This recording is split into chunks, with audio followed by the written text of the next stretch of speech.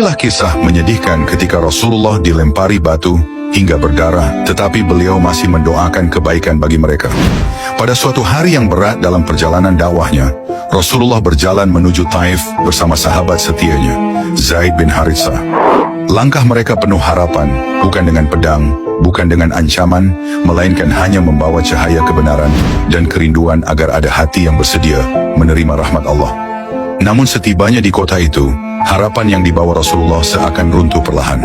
Para pemimpin Taif menolak beliau mentah-mentah, bukan hanya menolak, tetapi juga menertawakan dan menghina setiap kalimat yang keluar dari lisannya. Dengan nada meremehkan, mereka mengusir beliau dari kota itu, seolah-olah kehadiran beliau adalah sebuah beban yang harus dibuang terlalu jauh.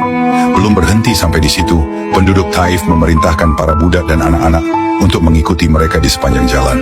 Mereka berlari sambil melempari Rasulullah dan Zaid dengan batu.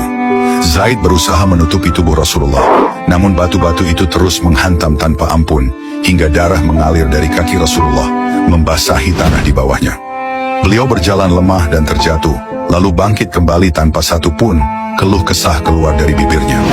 Zaid menangis, melihat luka yang terus bertambah di tubuh manusia paling mulia itu. Tetapi Rasulullah hanya menatapnya lembut, seolah mengatakan bahwa kesabaran adalah jalan yang harus ditempuh. Keduanya akhirnya menemukan tempat berteduh di sebuah kebun sunyi. Rasulullah duduk dengan napas berat, pakaiannya berlumur darah dan debu. Dengan wajah tertuju ke langit beliau berdoa lirih. Ya Allah, selama Engkau tidak murka kepadaku, aku tidak peduli pada semua ini. Pada saat itulah malaikat Jibril turun bersama malaikat penjaga gunung.